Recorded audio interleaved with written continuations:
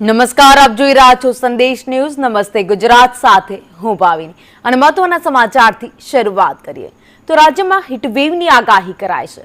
સૌરાષ્ટ્ર, કચ્છ અને દીવમાં હીટવેવની આગાહી કરવામાં આવી તો દાદરા નગર હવેલી, દમણમાં પણ આગાહી કરાઈ.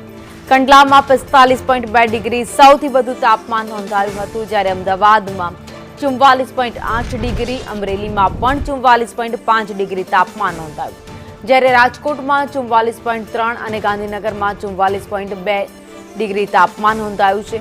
વડોદરા, ભુજ, કેશોદમાં 43.2 ડિગ્રી તાપમાન નોંધાયું, જ્યારે ડીસા, ભાવનગર, સુરતમાં 41 ડિગ્રી તાપમાન નોંધાયું છે. તો કાળઝાળ ગરમી પડી રહી છે. મે મહિનાની શરૂઆત થવાની છે એ પહેલા જ આ ગરમીની જે શરૂઆત થઈ છે, જેમાં લોકો હેરાન પરેશાન થઈ ગયા છે. તો હજુ પણ આગામી દિવસોમાં કાળઝાળ ગરમી પડશે. રાજ્યવાસીઓ આ ગરમી સહન કરવા માટે તૈયાર થઈ જવું પડશે. હવામાન વિભાગે આગાહી કરી છે કે ગરમી હજુ પણ વધવાની છે. વધુ અપડેટ સાથે ન્યૂઝરૂમથી સંવાદદાતા દિવ્યા ચૌહાણ અમારી સાથે જોડાઈ ગયા છે. દિવ્યા, ગરમીનો પારો 44 ડિગ્રી તો પહોંચી ગયો છે, પણ હજુ પણ હીટવેવની આગાહી છે, એટલે કે 45 થી ઉપર ગરમીનો પારો જાય તેવી શક્યતાઓ છે.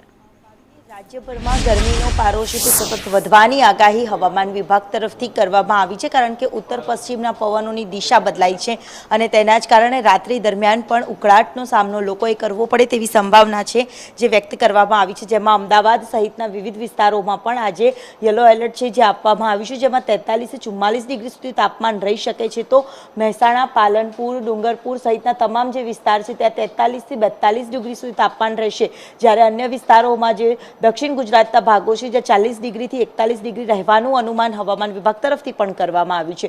જ્યારે સમગ્ર કચ્છ અને સૌરાષ્ટ્રમાં આજે હીટવેવની આગાહી આપવામાં આવી છે.